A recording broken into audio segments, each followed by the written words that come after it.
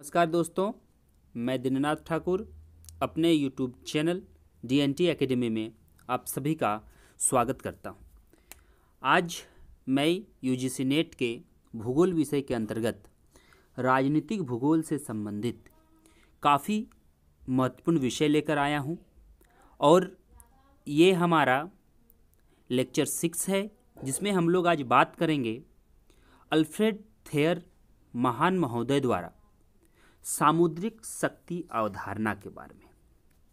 NTA UGC net के new pattern में हम सभी वैश्विक सामरिक दृष्टिकोण का अध्ययन करते हैं, जिसमें विशेष रूप से सिलेबस में हमारा हार्टलैंड थ्योरी और रिमलैंड थ्योरी शामिल है। लेकिन फिर भी हम सभी वैश्विक जब सामरिक बात करते हैं, वैश्विक रणनीति की बात करते हैं, और वो भी रणनीति शक्ति प्रदर्शन को लेकर, तो हम सभी उसमें सामुद्रिक शक्ति और वायु शक्ति का भी उल्लेख करते हैं। उसी कड़ी में हम सबसे पहले और क्रमबद्ध रूप से सी पावर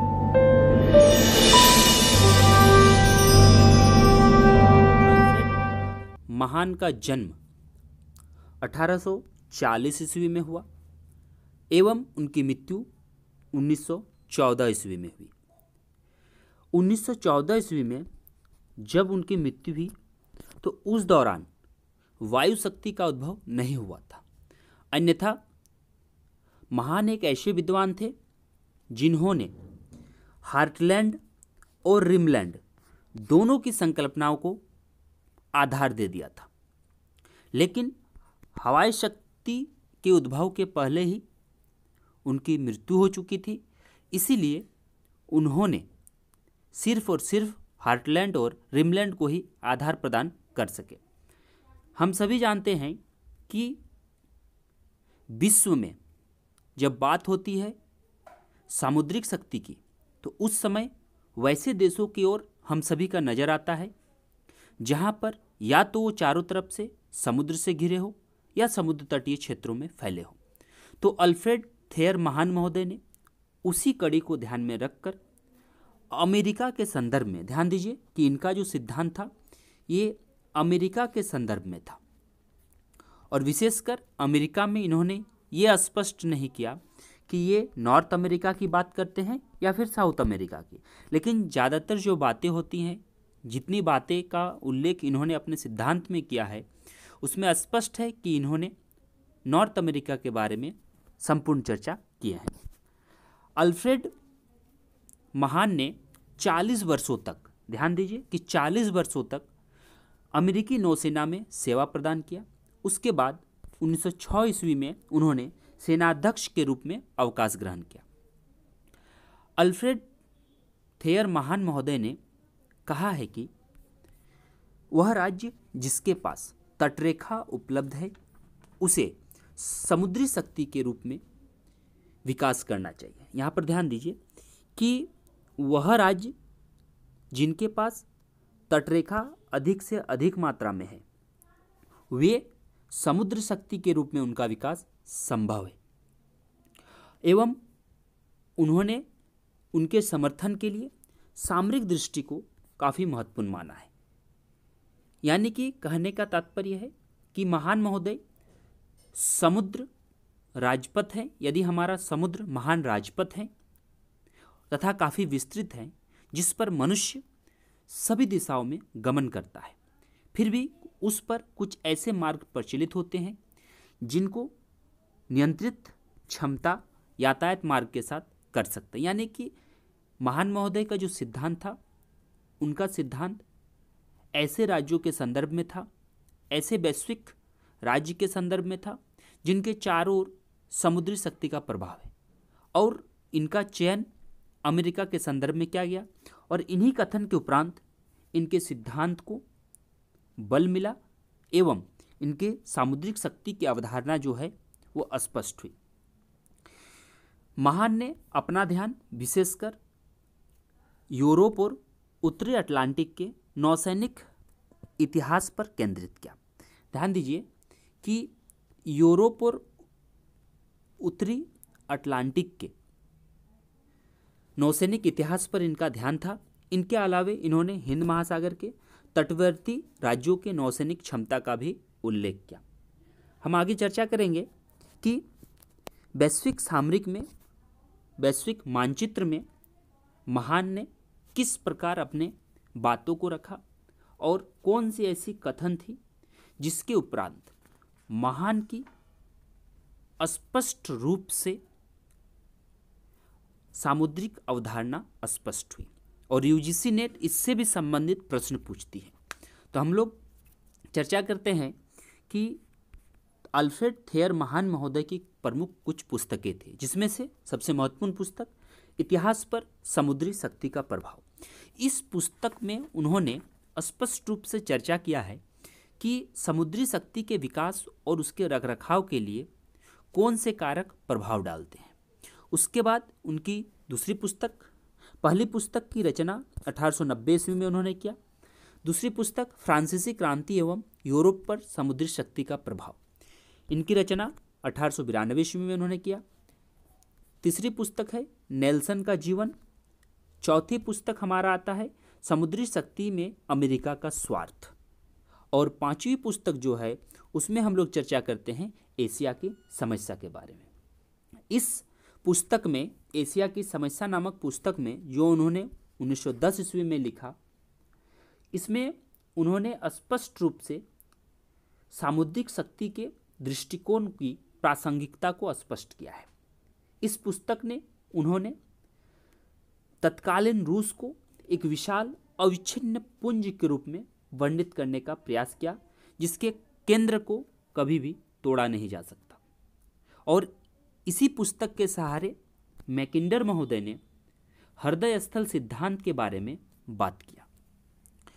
यदि हम महान महोदय की सिद्धांत की पृष्ठभूमि की चर्चा करें तो काफ़ी कम है, फिर भी हम लोग को जानना जरूरी है कि अमेरिका नौशक्ति के विकास संबंधी नीतियों पर महान के विचारों पर बहुत अधिक प्रभाव पड़ा। महान के विचार ने संयुक्त राज्य अमेरिका को विश्व की प्रमुख सामुद्रिक शक्ति के रूप में उभरने के लिए मदद किया, योगदान दिया। ध्यान दीजिए कि इनका फोकस सिर्फ और सिर्फ संयुक्त राज्य अमेरिका पर था और महान की जो मान्यता थी, सामुद्रिक शक्ति ही विश्व का प्रभुत्व आधार है। अगर विश्व में उस दशक में अगर कोई वर्चस्व स्थापित कर सकता है तो सिर्फ और सिर्फ हमारे अमेरिका ही शामिल हो सकते हैं। और वर्तमान में हम सभी देख भी रहे हैं कि वैश्विक महाशक्ति के रूप में अमेरिका ही अपने वर्चस्व को स्थापित किए हुए हैं। लेकिन ये भी बात हम सभी जानते हैं कि केवल सामुद्रिक शक्ति से वैश्विक स्तर पर अपने सामरिक महत्व स्थापित नहीं किया जा सकता है, बल्कि उसमें कुछ तकनीकी और कुछ सैनिक स्थलीय भाग का भी महत्व है। विश्व की शक्ति के रूप में स्थापित होने के लिए सामुद्रिक नियंत्रण पर एक अनिवार्य शर्त है तथा शक्ति विस्तार की विश्वव्यापी होड़ में सामुद्रिक शक्ति सदा विजय होती है। यहाँ स्पष्ट रूप से महान महोदय ने कहा है कि विश्व की जितनी भी शक्ति है, सभी अगर सामुद्रिक मार्गों पर नियंत्रण करेंगे और एक शर्त रखेंगे तो शायद विश्व में जो होड़ लगी है शक्तियाँ अर्जन की, वैश्विक शक्तियाँ हासिल करने की, तो हमेशा सामुद्रिक शक्ति ही उसमें विजय हो सकती है। इसमें हम लोग देखते हैं विश्व के मानचित्र में कि महान महोदय ने अपने जीवन काल में अमेरिकी इतिहास में विशेष रूप से सीमांत के पश्चिम की ओर स्थानांतरण के समय था। यानी कि अमेरिकी इतिहास में जब ये पश्चिम की ओर स्थानांतरण की बात करते हैं तो यही समय रूसी सीमांत अपनी पूर्व की ओर स्थानांतरण का काल माना जाता था। यानी कि एक तरफ जहां हम सभी जानते हैं कि जो दशक था हमारा इस सिद्धांत के विकास का, या फिर इनके जो पुस्तकें हैं जिसमें हम लोग ज़्यादातर 1800 से पहले की बात करते हैं, तो इसमें स्पष्ट रूप से ये चर्चा में था कि विश्व में मात्र दो महाशक्तियाँ हमारे पास थीं। एक अमेरिका जिसे हम यूएसए के नाम से जानते हैं, दूसरा रूस अर्थात सोवियत संघ। तो एक तरफ इनका मानना है कि अमेरिका अपने पश्चिम की ओर स्थापित करने में लगा हुआ था सामुद्रिक शक्ति का, दूसरी ओर रूस जो है अपने पूर्व की ओर स्थानांतरण का काल था। और महान रूसी सीमांत के विस्तार के परस्पर विरोधी थे, यानी कि रूस अपने सीमा के विस्तार से वो परस्पर विरोधी थे और वे सोचते थे कि एशिया में रूस का प्रसार, ध्यान दीजिए कि एशिया में रूस का सामुद्रिक शक्तियों के रूप में प्रसार कहीं ना कहीं ये अस्पष्ट नहीं है, क्योंकि अगर हमारा रूस की बात करें तो रूसी प्रसार को सामुद्रिक शक्तियों द्वारा विरोध करना चाहिए। जैसे कि ब्रिटेन, जर्मनी, जापान और संयुक्त राज्य मिलकर इनके विस्तार को रोक सकते हैं, क्योंकि उस समय सोवियत रूस ही एकमात्र ऐसे देश थे, ऐसा राज्य था विश्व का जो अपने वर्चस्व को लगातार बढ़ा रहा था। लेकिन महान का मानना है कि अगर सभी देश एक साथ आ जाएं, हमारे ब्रिटेन, जर्मनी, जापान, संयुक्त राज्य अमेरिका, तो शायद रूस को रोका जा सकता है। और महान के इसी विचार को ध्यान में रखकर स्पाइक मैन ने रिमलैंड का थ्योरी प्रतिपादित किया। ध्यान दीजिए कि एशिया की समस्या पुस्तक पर हॉटलैंड महोदय ने एशिया की समस्या के पुस्तक पर हृदय स्थल सिद्धांत हमारा दिया गया मैकिंडर महोदय द्वारा, जबकि इनका इस सिद्धांत पर कि इनके विस्तार को अगर रोकना है तो हमें समुद्रिक शक्ति को बढ़ावा देना पड़ेगा। इस पर स्पाइकमैन का रिमलैंड थ्योरी काफ़ी आगे बढ़ा और संयुक्त राज्य अमेरिका की विदेश नीति का ये आधार भी बना। फिर हम आगे बात करते हैं कुछ प्रमुख मान्यताओं की।